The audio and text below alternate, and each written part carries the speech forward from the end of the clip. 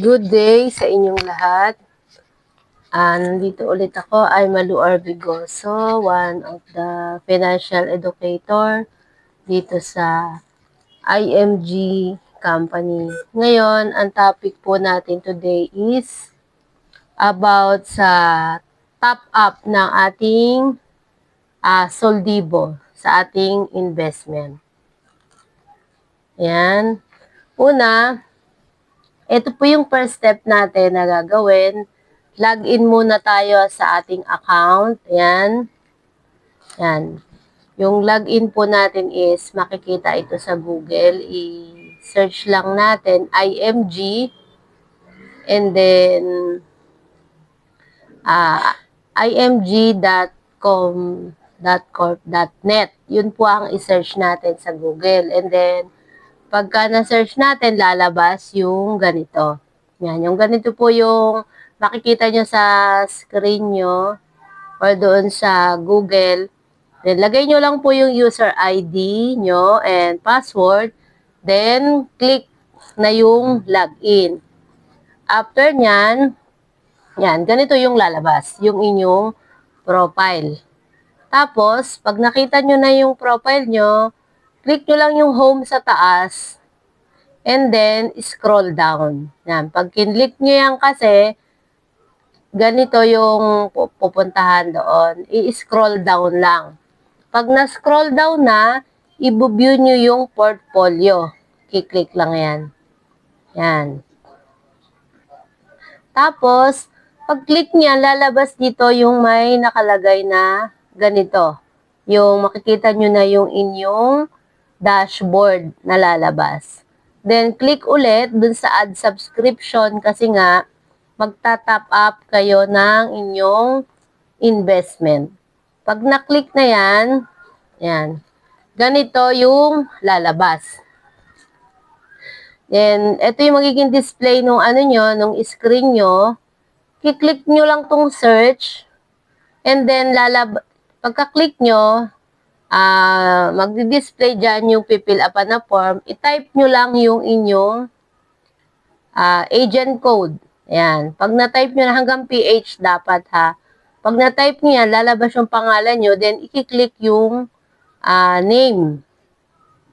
Pagka-click, yan. Tapos, lalabas na yung name nyo. Then, i-type nyo yung amount. Kung magkano yung itatop up na amount nyo doon sa inyong soldibo. And then, click na ulit. Next. I-click nyo yung next. After that, mapupunta na kayo dito sa fourth step ng inyong pag-top up. Yan. I-fill out yung, minsan kasi alam ko automatic. Yan, magkakaroon na siya ng first name, last name, and ang i-fill out nyo, pero double check pa rin ha, baka mamaya ibang pangalan yung lumabas. And, i-fill out nyo yung email dito. Pero pag naka-record na kasi yan, parang may selection na siya. Then, pag na-click na, lagay mo na yung email, add mo dito, select lang yung payment na gagamitin. Kung manggagaling siya sa Neuracash nyo or sa BDO bills payment. Pag na-click na yung yung mode of payment nyo, ang next nyan is, yan, mapupunta kayo dito sa billing address na yan. Ilalagay nyo lang yung name, yan, kung ano yung mga sinasabi dyan. And then, pag kasi yan nalagay nyo na, sa umpisa pa lang, sa mga next na pag-top up nyo, automatic, magkakaroon na yan. Tapos, yan, lahat yan. And then, ito yung number 1, then number 2. Don't forget na i-shade tong or i-click tong bills payment. Kung ano yung pinili nyo doon sa kanina, ito yung lalabas. Pero dapat, i-click pa rin to. And then, number 3, next na ulit. Click number 3. Yan. Yan. Pagkatapos nyan, pagka na-click na, punta kayo dito. Yan. Yung mga box na yan na may check, sa umpisa wala yan. Kaya dapat, i-click nyo siya. Yan. I-click nyo yan, isa-isa, click, click, click. Yan. Dapat walang ma-miss out. And then, pag na-click nyo na yan, submit. Pag na-submit nyo na, then proceed na sa next step. Yan, sa 7. Yan. Lalabas na yung inyong payment instruction. Yan. I-double check lang yung mga details dito sa payment instruction kung tama yung subscriber name tsaka yung reference number. And kasi, kaya may numbering ito is, ikakopy nyo to dun sa NeuraCash nyo. Kasi ito yung magiging details para ma-fill out. And next, ayan. Pagka, ano nyo nun, balik kayo sa home. Bawa na-click nyo na yun, yan, kita nyo na yung ano nyo, yung payment instruction. Balik sa home, click ulit yung home. Pag na-click ang home, scroll down ulit kasi babalik dito sa ano nyo, sa profile. Scroll down ulit siya, then mapupunta kayo dito sa ano na to, sa screen na to. Yan, makikita nyo yung NeuraCash. Pag meron na kayong na-download, dapat meron na kayong na-download na apps ng NeuraCash.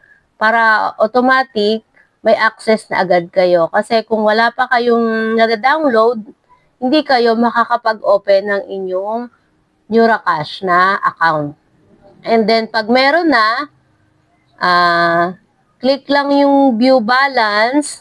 Tapos, number 2, pag lumabas yung itong gantong appearance niya, click ulit yung download app. Hindi yan download app ha. Pag kinlik lang yan, nakalagay lang siya download app. Pero, open yan. Ma-open. Pag na-click yan, punta kayo sa number 3, log in yung NeuraCash. And then, number 4, ayan, pag meron na kayong nagawang account, automatic, lalabas yung inyong email ad, tsaka yung inyong password.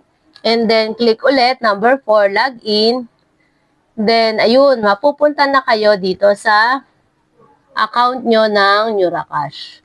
Siyempre, dapat may laman yung inyong balance para makapag-top up kayo sa inyong soldibo. Ayan, kaya nakalagay dyan with fund. Kasi, pagka gusto nyo mag-top up, at walang laman NeuraCash nyo, hindi kayo pwedeng makapag-top up. Dapat magpalagay muna kayo ng laman dito sa inyong NeuraCash. And then, click yung bills payment. Yan. Pag na-click yan, bills payment, lalabas yung ganito. Yan. Yung ganitong itsura ng inyong dashboard. Then, pag lumabas to, makikita mo yung may red plus sign dito sa upper side. I-click yan. Number 2, i-click yan. Then, pagka-click yan, ang lalabas na ay, yan, ganito. Yan. Bakante yan. Yung biller name, subscriber name, e-pay. Wala yang laman. Ngayon, yung inopen nyo kanina na payment instruction, yung ginawa, dito yan ilalagay. Yan. Pag kinlik nyo yung number 1, kasi may option dyan piliin nyo lang yung International Marketing Group. Yan. Pagka na-select na yan, lalabas yan. And then yung subscriber name, kukuhanin yan dito sa ginawa nyo payment instruction. Para same siya. Kasi pagka tinype nyo lang yung pangalan nyo, tapos magkaiba siya ng font, hindi yun tatanggapin or magiging invalid. Kaya dapat, kung ano yun nandito sa payment instruction or subscriber name, copy-paste na lang dito para walang typo error na mangyari. Yan, pati yung e-pay reference, lagay din, copy din dito, then paste. And then, yung net amount, type nyo na lang kung magkano yung net amount na ita-top up nyo, diba? Pagkatapos nun, click na yung send. Yan. Pag na-click yung send, and then, mapupunta na kayo, yan, dito. Dito sa gantong board. Yan. Manghihingi kasi yan ng OTP. Yan, sa OTP. Ngayon, yung OTP na yan, makakukuha niyo yan sa Gmail nyo. Mag-i-email sa inyo yung Neuracash na magsisend siya ng OTP. Pagka open nyo sa Gmail, kunin yung OTP, copy, then paste dito. Yan o. Ganito yung itsura niya. OTP. Yan. Kakopy lang yan, then paste dito. And then, pagka-copy, click na yung OK. Yan. Pagka-click ng OK, yan. Ayun, lalabas na yung ganitong transaction. Make sure lang na na-double check nyo kung ano yung date and time. Ayan, naka-note, double check this portion, especially your top-up amount. Kung same lang ng amount, parang makontrol nyo kasi, di ba? Makokontrol nyo yung nilagay nyo. Yan. Yung net amount, tsaka yung name and kung anong date and time para malaman mo na talagang pumasok yung iyong pan-top up. And then, ayun. Tapos na. After 3 to 4 days, check your dashboard if your top up is already booked. Yun. Kasi pagka nag-top up ka, hindi yun agad-agad makikita doon sa iyong dashboard kasi pinaprocess pa. Tapos, after kinabukasan, nakikita nyo na nasa dashboard nyo siya, pero hindi pa siya mabubook.